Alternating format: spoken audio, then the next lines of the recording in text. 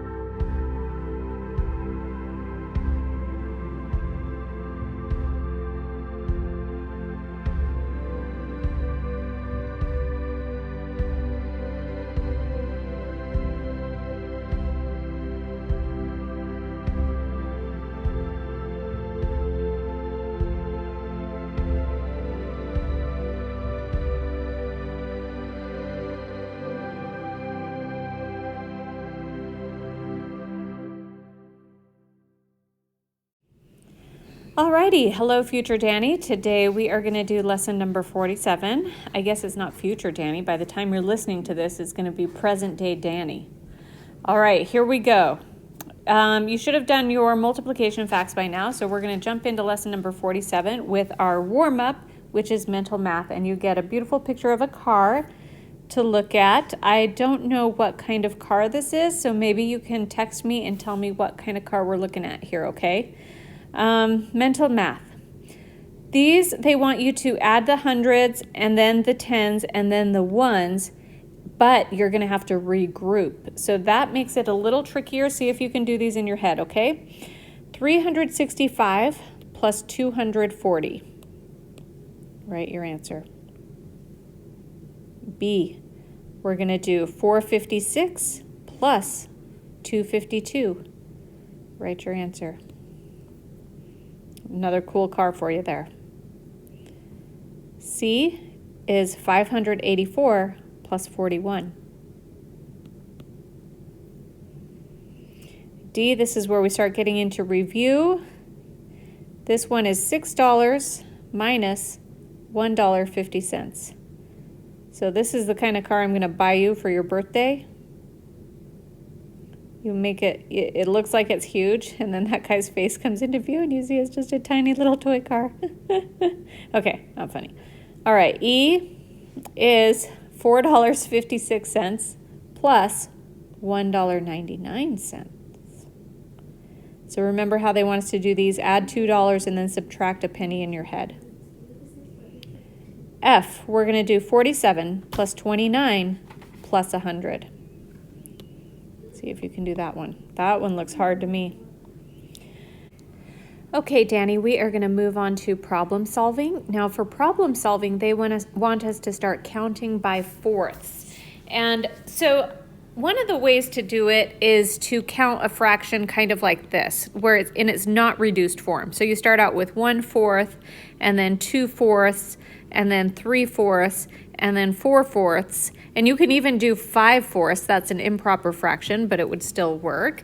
But what they want us to do when we count by fourths, we count sort of the things that we might see on a ruler. So 1/4 is still going to be 1/4, that's fine, but 2/4 can be reduced to 1/2. So you would say 1/4 and then 1/2, and then 3/4, because that doesn't change from there. But 4/4, if you were on a ruler and you counted 1, 2, 3, 4/4, you'd be at 1, like maybe 1 inch or 1 centimeter or whatever.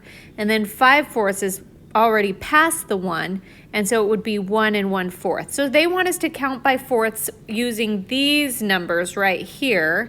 So we'll try that and kind of see how it goes. So we're going to count by fourths from 1 all the way to the number 4. And they want you to write this down on a piece of paper, and then they want you to answer the question, what number is between 2.5 and 3?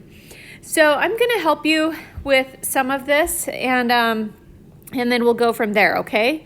So let's start this, and also this is going to make the count very happy because he loves to count. But I'm going to get him out of the way a little bit, okay, as we do this. So we're going to start out with 1/4, 1/2, 3/4, 1. 1 and 1/4, 1 and 1/2, 1 and 3/4, 2. 2 and 1/4, 2 and 1/2, 2 and 3/4, 3. Okay, let me erase that so then I can keep going, because we made it to 3. And then if we count after 3, it would be 3 and 1/4, 3 and 1/2, 3 and 3/4, 4. Okay, so we counted all the way, and then they are asking you a question. They say, which number is between 2.5 and 3? So look at what you wrote down, see if you can figure that out. And then it wants to know, which number is halfway between 3 and 4? So kind of think of a ruler. And if you have a ruler that goes down to 1/4 of an inch, what would be halfway between 3 and 4? All right, so probably enough clues there. I'll let you figure that out, and I'm going to move on to the new concept. The new concept is other ways to show division. So we can show division in more than one way. So this is how you've seen it before. And when we see something like this, you would say 15 divided by 3. But it can also be written this way, and this means the same thing, 15 divided by 3. Another way to do it is to use a division bar. So that's here, 15 divided by 3, and it looks like a fraction because basically it is a fraction. But it's called a division bar. So I'm going to write that down maybe. Division bar. Okay, so that's there. And then this one is a division box because this part goes like that. And then the one in the middle is a division sign. So the sign is that guy right there. Okay, so 3 different ways that you can show division. Let's jump into example 1. Write 24 divided by 6 3 different ways. Okay, so let's apply what we just learned. 24, if we use a division box, 24 goes inside the box because that's the number that you're going to divide. And on the outside, you write the number of pieces it's divided into. So that's one way to write it. Okay, the other way is 24 divided by 6. Okay, and the number to the left is the bigger number that's going to get divided. I guess it's not always the bigger number, but it's the number that's going to get divided right there. And then the last one is 24 divided by 6 using a division bar. Okay, so I think that you can figure that out. What's the answer to that, by the way? By the way, do you know the answer to this one? I bet you do. Anyway, write it down on your paper if you do. We're again going to give yourself a high five right there because you're doing so well. And we're going to jump into example 2, and it basically says solve these problems, okay? So the first one is 28 divided by 4. So 28 divided by 4, another way to write the same thing is 28 divided by 4 like this. And I know that you know your times table, so if you were to figure this one out, you would put the 7 right there. Now, if you didn't want to write it that way, you could also do equals 7 just like that, and that means the same thing. So when you read something like this, it says 28 divided by 4 equals 7. Okay, the next one is they want us to solve is this, 27 divided by 3. So we could write it like this and just figure out the answer. 27 divided by 3, and since you know your times tables, 3 times what number is equal to 27? Well, 3 times 9 is equal to 27.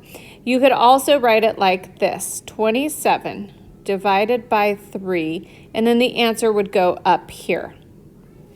Okay, we are going to move on. Now, a multiplication fact has 3 numbers. So let me show you a multiplication fact. 3 times 4 equals 12. So that's a multiplication fact. And it has 3 numbers. See, it's got the 1 here, 2, and 3. So there's 3 numbers in a multiplication fact. With these 3 numbers, you can form another multiplication fact and 2 division facts. And altogether, those facts make up a fact family. So that's what it means when they say a fact family. So let's do this example that it has there.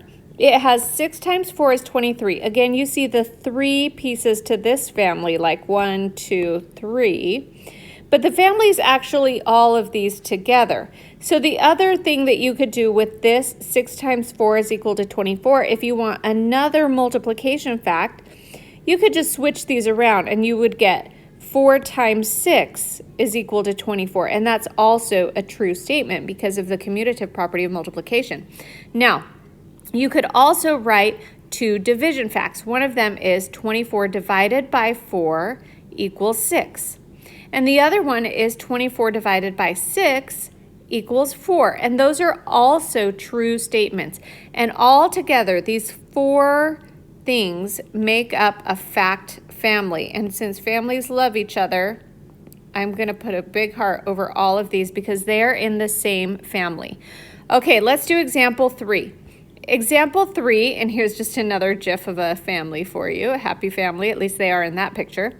Use the numbers 3, 5, and 15 to write 2 multiplication facts and 2 division facts. So basically they want you to do the fact family with those numbers. So 3 and 5 and 15. Now I know that 3 times 5 equals 15. And that's just in the order that they gave them to me. So that one's the easiest to do. And the next easiest one to do is to just switch these two, switch the 3 and the 5 right there. So then I do 5 times 3 equals 15. Okay, perfect. So now I've got the 2 multiplication facts. I'm going to kind of put them to the side right there. And now I'm going to do 2 division facts. Now, multiplication and division are inverse operations. So if I start with the answer over here, I should be able to get a division fact. 15 divided by 3 equals 5. And then the other one is 15 divided by 5 equals 3. And those are both true statements. And all together, this is going to make a fact family. Okay, perfect. Now, from here, the end is near. It's just the end of the lesson. And now you get to go do your homework, okay? All right, have a great time doing your math. Can't wait to see what you do with it. Bye.